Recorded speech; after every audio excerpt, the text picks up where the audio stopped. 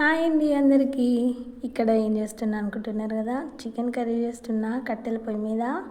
చేయడం కొంచెం కష్టమే కానీ టేస్ట్ మాత్రం చాలా బాగుంటుంది. కట్టెల పొయ్యి మీద చేసే వంటలు చాలా రుచిగా ఉంటాయి, చాలామందికి ఇష్టం ఉంటుంది.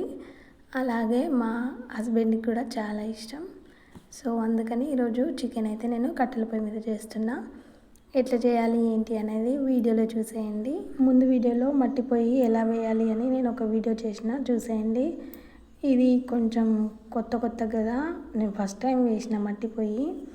నాకు సరిగ్గా రాలేదు, అంత పగుల్లో ఏర్పడింది. మళ్ళీ మంచిగా వేయాలి. ప్రస్తుతానికైతే ఈ వంట చూసేయండి. ఆయిల్ వేసిన తర్వాత మసాలా దినుసులు వేసుకోవాలి. యాలకులు, లవంగాలు, చెక్క అలాంటివి. తర్వాత అల్లం వెల్లుల్లి పేస్ట్ వేసుకోవాలి. అది కొంచెం వేగిన తర్వాత ఆనియన్స్ ఇంకా పచ్చిమిర్చి వేసుకోవాలి. మాది చాలా పల్లెటూరు, మా ఊర్లో షాప్స్ కూడా తక్కువ ఉంటాయి. వేటికైనా మేదరపేట, దండపల్లి వెళ్ళాలి. అందుకని చెప్పేసి చికెన్ అయితే పొద్దున్న తీసుకొచ్చిండు. ఇదైతే నా స్టైల్లో చికెన్ కర్రీ. మీరు ఎట్లా చేస్తారో కామెంట్ చేసేయండి. ఇక్కడైతే ఆనియన్స్ ఇంకా పచ్చిమిర్చి మంచిగా ఫ్రై అయిపోయినాయి. మనం నెక్స్ట్ కొంచెం పసుపు వేసుకోవాలి. పసుపు వేసుకున్న తర్వాత మనము తీసుకొచ్చిన చికెన్ని మంచిగా ఒక 2 సార్లు వాష్ చేసుకొని మనం ఆయిల్లో వేసేసుకొని మంచిగా ఫ్రై చేసుకోవాలి. ఇంకా నాకైతే చికెన్ కంటే మటన్ ఎక్కువ ఇష్టం. మటన్ మంచిగా అనిపిస్తుంది.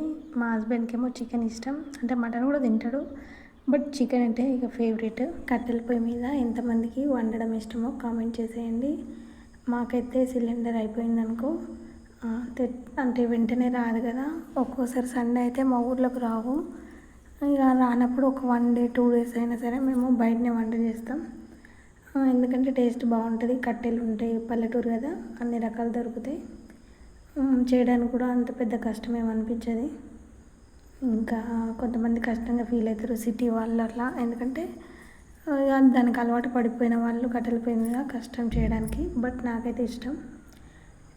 ఇంకా మీరు చికెన్ కర్రీ ఎట్లా చేస్తారో కామెంట్ చేసేయండి. కొత్తగా చూసే వాళ్ళు సబ్స్క్రైబ్ చేసుకోండి ప్లీజ్, ఎందుకంటే మీ సపోర్ట్ నాకు చాలా అవసరం.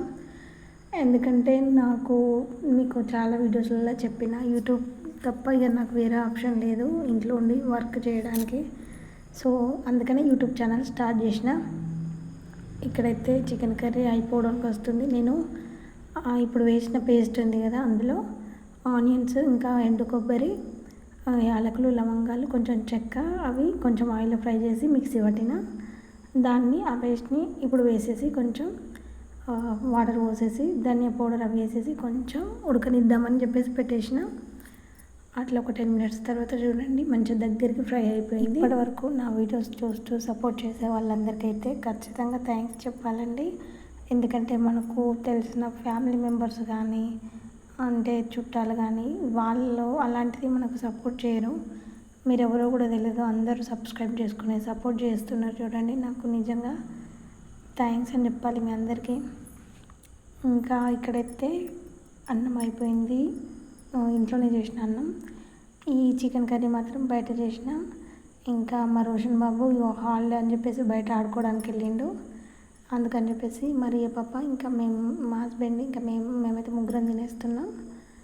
పక్కకి ఆనియన్స్ ఉంటే బాగుంటుందని చెప్పేసి ఇట్లా ఆనియన్స్ అయితే కట్ చేసిన. ఇంకా ఇక్కడైతే టేస్ట్ చేస్తున్నా, ఎట్లుందో తినేసి చెప్తా. ఇంకా మీరైతే సబ్స్క్రైబ్ చేసుకోండి ఫ్రెండ్స్, ప్లీజ్ డూ సబ్స్క్రైబ్, మర్చిపోవద్దు. కొంచెం వేడిగా ఉంది. అంతలోపు మరియ పాపకి చికెన్ కొంచెం స్పైసీ ఉందని చెప్పేసి పెరుగు ఉండే ఇంట్లో, ఇంకా పెరిగేసి తినబెడదామని అయితే పోసిన. వేడన్నంలో పెరుగు వేయద్దు కదా, కొంచెం చల్లార్చి వేస్తున్నా. అందులోకి అయితే నేను ఇక్కడ చికెన్ కర్రీ టేస్ట్ చేస్తున్నా. హాలిడేస్తో చాలు బయటికి వెళ్ళిపోవడమే మా రోషన్ బాబు. ఇక్కడైతే టేస్ట్ చేసిన చాలా బాగుంది. ఇంకా మరి పాపకైతే అన్నం చల్లార్చిన తర్వాత పెరిగేసిన. ఎందుకు అందరు అంటారు కదా వేడన్నంలో పెరుగు వేయద్దు, చల్లార్చిన తర్వాతనే వేయాలని. ఎందుకు ఏంటి రీజన్ నాకు కూడా తెలియదు. మీకేమైనా తెలిస్తే కామెంట్ చేసేయండి. ఇక్కడ కర్రీ బాగుందని నేను చెప్పిన. మా హస్బెండ్ ఏమో ఉప్పు వేయడం మర్చిపోయాను అన్నంలా అంటుండు. మేము రైస్లో కూడా కొంచెం సాల్ట్ వేస్తా, అందుకని కొంచెం సాల్ట్ అట్లా తక్కువైంది. మళ్ళీ అట్లా చెప్తావా అన్న తర్వాత వీడియోలో బాగుందని చెప్తుండు. ఇంకా మరి ఏ పాపనేమో పెరుగు టేస్ట్ చేస్తుంది, బాగుంది అంటుంది. ఇక్కడ సబ్స్క్రైబ్ చేసుకోవడం మర్చిపోవద్దు. Thank you for watching, do subscribe.